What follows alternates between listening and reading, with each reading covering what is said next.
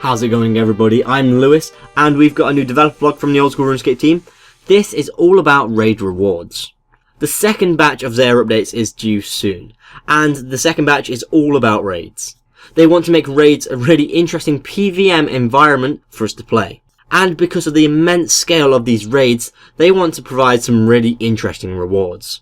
So let's get straight into this and have a look at the Kodai robes. These are going to be the best in slot magic gear. These will require level 75 magic and defense to equip, and they'll be slightly more powerful than Aram's, however they won't degrade like you see in Aram's. If we quickly compare the stats of the two, they are very similar, with the Kodai robes getting a slight advantage over Aram's.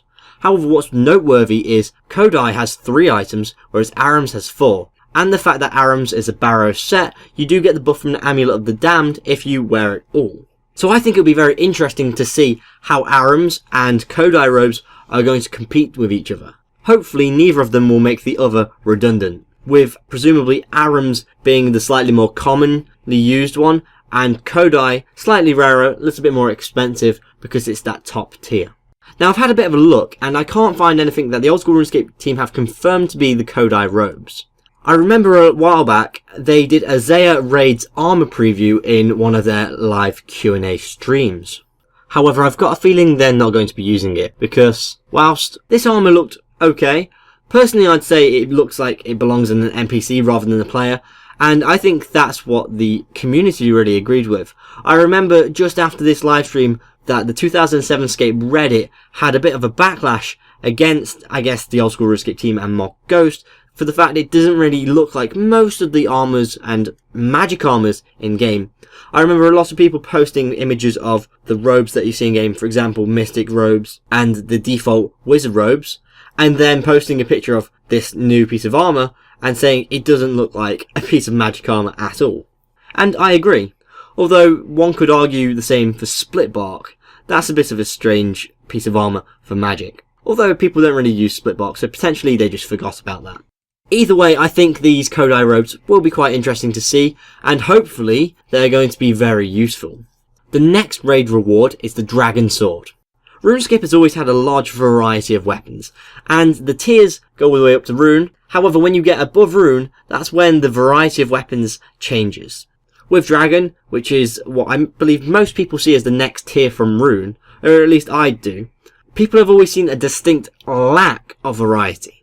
And one thing that has really annoyed plenty of players over the years is the fact there's no Dragon Sword. There's a Dragon Longsword, there's a Dragon Dagger, there's even a Dragon Scimitar, but there's no Dragon Sword. So I can totally understand why people want to complete that and add a Dragon Sword to the game. So the Dragon Sword will require level 60 attack to equip. It's going to have the same attack speed as the Dragon Scimitar, providing plus 65 stab attack, 55 slash attack, -2 crush attack, 2 slash defense, 1 crush defense, and 63 strength bonus. If we compare that to, say, a Dragon Scimitar, we can see that the stats are very similar. I'd say they reduced the stats slightly and put them into the attack skill as opposed to the strength skill. And I think it'll be quite interesting to see if the Dragon Sword becomes prominent within our game. And potentially, if it's anything like the Dragon Warhammer, lots of people will want it and it'll have a very high price. However, I suppose that'll probably mostly depend on the rarity of the drop. The special attack of the Dragon Sword is that if you hit a player with Protect from Melee on, then the special attack will just go straight through and hit them like a normal attack. If they don't have Protect from Melee on, then you hit them with 25% increased accuracy and damage. This special attack will cost you 40% special attack energy to do, so you could do 2 in fairly quick succession, and then if the fight goes any longer, you could easily add in a 3rd. This special attack seems to fit quite well. I think it would be rather useful, and the fact it ignores the prayer fits in well with the Dragon Scimitar special attack, which disables any protect prayers for 5 seconds. The next raid reward is Dragon Throwing Axes. These will provide plus 32 range attack and strength, which is somewhat better than the Rune Throwing Axe, however it's not significantly better.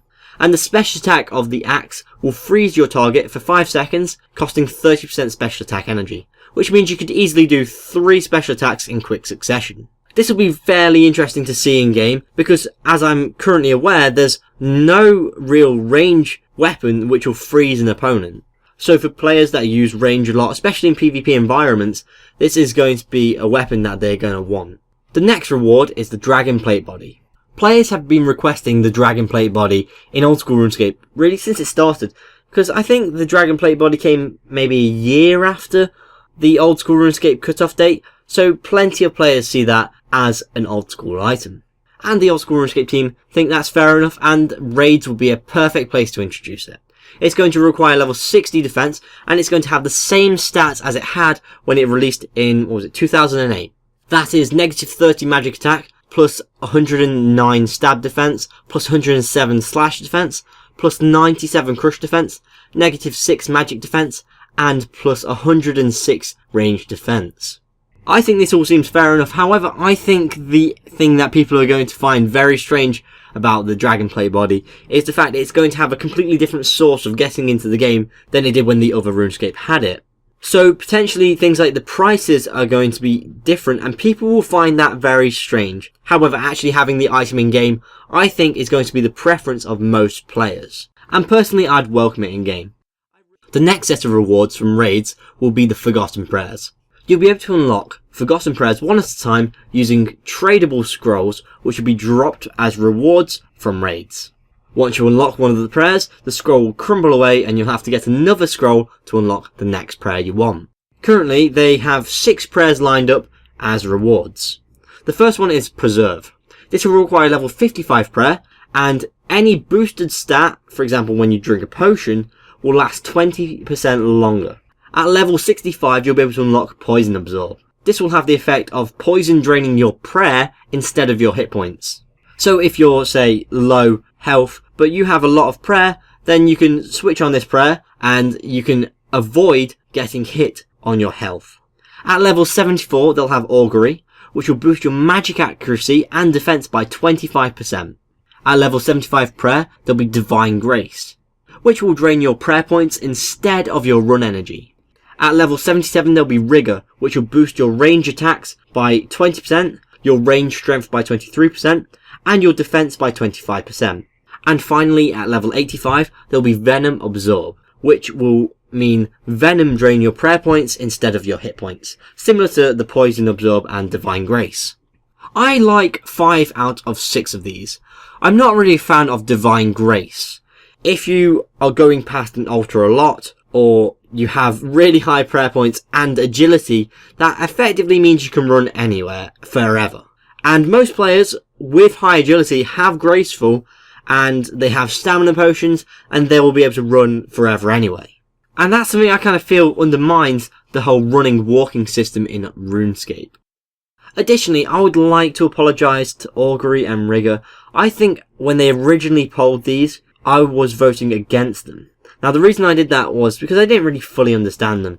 I just saw them as high level magic and range prayers. But what I didn't realise was they were effectively the magic and range equivalents of piety, which we have in game, and it wouldn't make any sense to not have these in game and keep piety there. So again, for completeness, that would be quite nice to have. The final set of rewards from raids will be the Ancient Insignia. These will be items worn in the ammo slot, and they should aid you in combat by providing additional stats and effects. Starting off with the Umai Insignia, which will help any rangers. The Umai Insignia will be able to hold your ammo. It will provide a 10% chance of splintering a shot, which means you'll be able to hit an additional 2 targets, and it will provide a +5 range attack and a +5 magic defense. The CG Insignia will help your mage. It will provide a 10% chance of negating rune costs when casting a spell, which also stacks with the Staff of the Dead. It will provide a +5 magic attack and a +5 in all the melee defenses. The Benkai Insignia will help your prayer. It will increase the effectiveness of stat boosting prayers by 10%.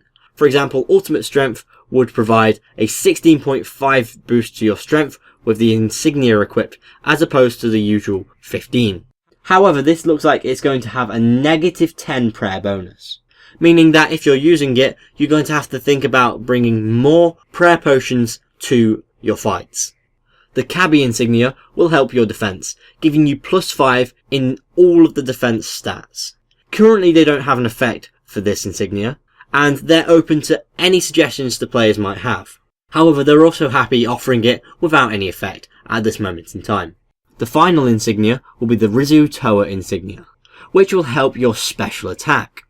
When you wield the Rizu Toa insignia, your special attack will regenerate twice as fast when you're out of combat. As well as that, it will provide +2 on all accuracy and defense stats. All of these insignias seem like quite a nice little idea.